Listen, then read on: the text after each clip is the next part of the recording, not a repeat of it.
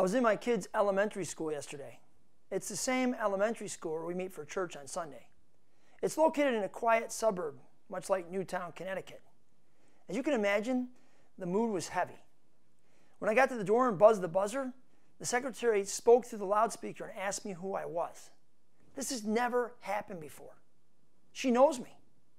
When I came in the office and asked her how she was doing, she said her head was in a fog. She lets people in and out of the school every day. What if she lets the wrong person in? Another teacher told me that she cried all Friday night when she heard the news. The other secretary said, what good is a security system if a person can shoot their way through the front door? I was working in the back room near the office of the school for a couple hours, and as I worked, teachers came in and out to check their mail, to do some work in the workroom. Their faces looked sad, kind of tired, distressed. I wanted to say something to them. I wanted to tell them that God was with them. But how could I say that when they'd probably say, well, was God with those teachers in Connecticut?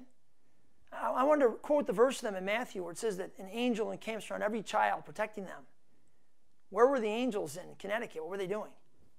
I wanted to tell them that God would protect them. How could I guarantee that? It seemed to make no sense. I had nothing to say. I want answers. I want to know why.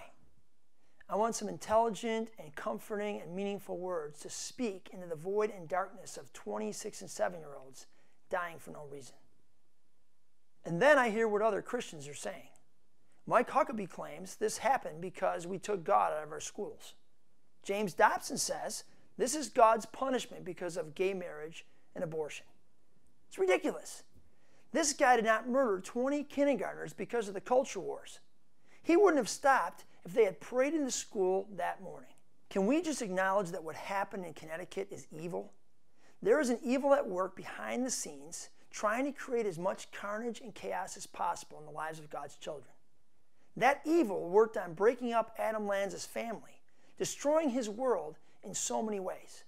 And then it took Lanza and destroyed the lives of innocent children and their families. So as a Christian, is there any proper response? I can only think of two. First, I think of the words of Jesus. Nation will rise against nation, and kingdom against kingdom.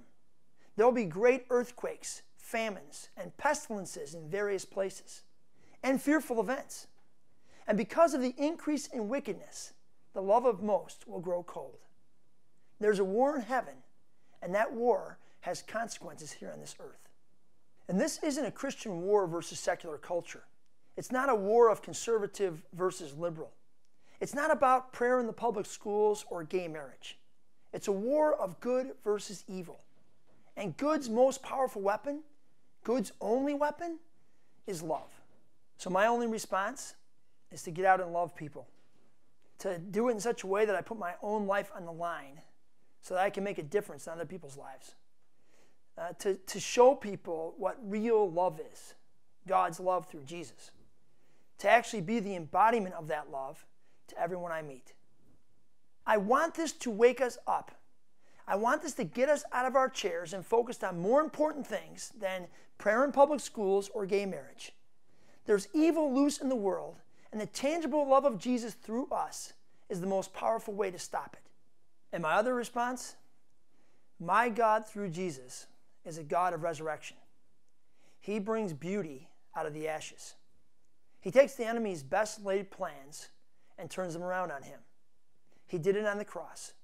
All through God's word, there's a promise that God will bring people out of their graves, that he will restore what is broken, and redeem even the worst of situations. And so I pray for these families and this town every day.